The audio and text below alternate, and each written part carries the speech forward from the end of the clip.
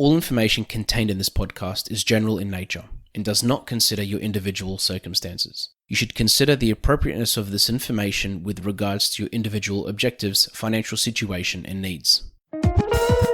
Welcome to Sharing More Than the Sheets, a podcast to help you and your partner make better financial and lifestyle decisions so that you can both focus on the things that you love. I'm your host, Michael Khouri, financial planner, green thumb, husband, and just dad.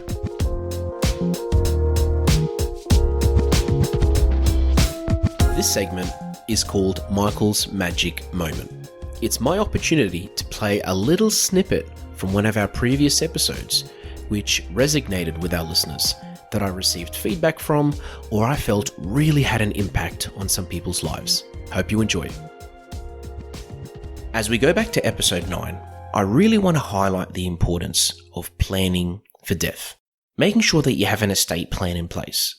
As an advisor, I talk to my clients all the time about plan Bs. Now, whether it's life insurance or having alternative savings plans. But this is a plan B that we also talk about, which many people neglect, probably because they don't expect to die. But then again, when most people die, they don't really expect it to happen as well.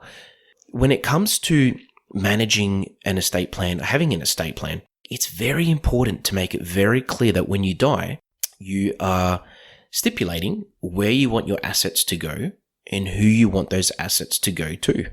We see many situations where somebody dies without a will, which is called dying intestate, and it creates so much confusion and so much stress for everyone. And in many cases can actually lead to someone's estate going to a person that may not have received that money, or may not have received, or should not have received, I should say, as much of that money. Now, as humans, again, we don't like paying for something unless we have to, and it does cost money to set up a will and a power of attorney, and to get advice on these things. And it's one of those things we like to put off as well. I've been telling people to set up their wills and all the rest of it for well over 13, 14 years now. But I just did mine. My wife and I just did ours about a year or two ago. Probably 3 years now, actually. But it's one of those things where everyone puts it off. Well, not everyone, but a lot of people put it off. And when I talk to people about their wills and power of attorneys, most people want to set them up, but it's one of those things where many people just say, look, we'll do it, we'll do it in 6 months, we'll do it in a year. But again, it's like anything that you should probably do. It gets put off a lot. And so sometimes this could be because somebody is too busy. Sometimes they don't want to spend the money. Sometimes many people don't actually know who they want to put down as well. And that does make it a little bit more difficult. But it is important to start the process and to have something there. And there are many misconceptions around these things where some people say, oh, it's all good. The family can just sort it out when I die. There are some where, I'm too young. I don't really need a will. I don't have anything of important value.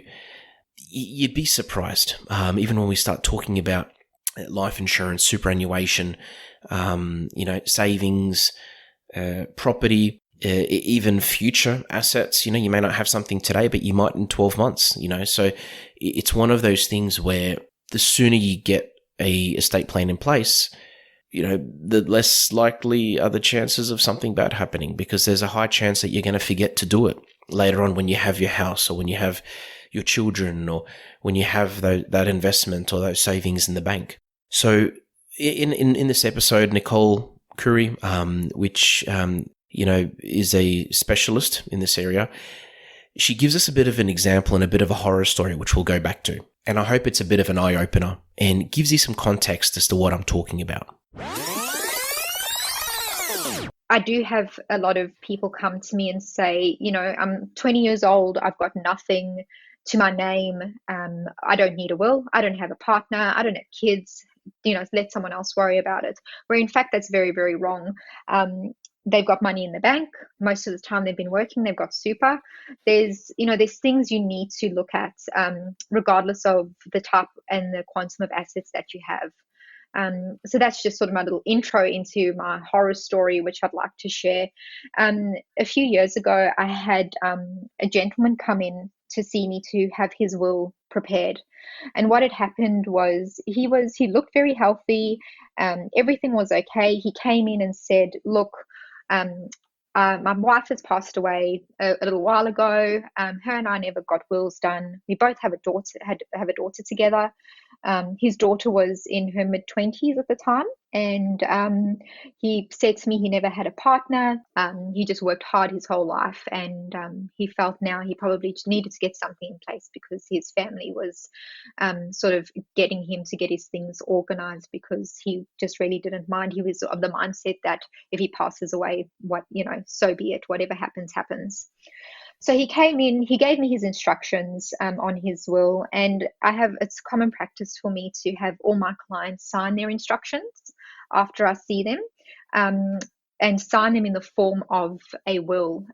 So basically, to have a valid will, you need to have 2 independent signatures of witnesses watching you sign your will, and the will needs to be dated. And you need to have an obvious place that the instructions were taken and there was no duress. So that's just the legal side of it. But he came in, he gave me those instructions. We went through his whole life story, his family, his assets, what he has and what he'd want me to prepare for him. And we got it signed and he left. Prior to him leaving, he made an appointment to see me to sign his will, which was just a few days later, because I like to get my wills signed very, very quickly after receiving the instructions, just in case something happens to the clients. What had happened was I received a phone call from his daughter the day before he was due to come in to sign his will to say that he had passed away from cancer. Wow. And he never told me that he had cancer. So, which was a very important point, and something that I had actually asked him, are you well? Are you unwell? Are you planning on doing anything extreme sports wise or anything like that? And he never told me that he was unwell. So his daughter phoned me and she was quite frantic. And what had happened was she was, quite concerned, that he did not have a will signed. And I said to her, don't worry, we've got the will, something that we can use as a will that I can apply to the court for to get leave for them to accept it. But, your father mentioned that there was no, relationships that he was in and no issues. So I don't foresee it being an issue as long as none of those things pop up. Straight after the phone call from his daughter, I received a call from a mysterious de facto partner. Wow. To ask what he had left her in his will. It does. It really did thicken this time. And this lady was mentioned to me as only a friend, and that there was no romantic relationship. And I got a statement from him at the time to say that she wasn't anything important in his life. However, as his friend, he had left her a small amount of money in our version of his will that we created. But she had phoned us and asked what she was receiving as soon as she found out he's passed away. And, until we got it through the court, we obviously couldn't let her know what was happening. But firstly, that was quite unfortunate to receive that phone call. And secondly, if I had not had that will in place with him, or that, informal will that I put together in front of him, we would have been a whole world of hurts, because this gentleman had a large asset pool, many assets, lots of property, lots of money, and that could have gone very, very badly. And that lady could have received a large sum of money if she could have proved that she was his partner. And if that went to the court to decide, we don't know how that would have went. Yep. And even if everything had gone to the daughter the way the father intended it to in the first place, that would have been after months and months of a long process. It was a long enough process. Michael. It was a long enough process to do it with the court and having the will that I had. If I didn't, I can guarantee you it would have been a lot longer and a lot more costly. Thanks for joining us on Sharing More Than the Sheets. Please make sure you subscribe to be updated with future episode releases, and feel free to share this episode with any friends or family that you think it might benefit. Please visit us at sharingmorethanthesheets.com.au to submit questions or requests for future podcast topics. These podcasts have been brought to you by Better Financial Planning Australia. To book a 15-minute phone chat, visit betterfinancialplanning.com.au.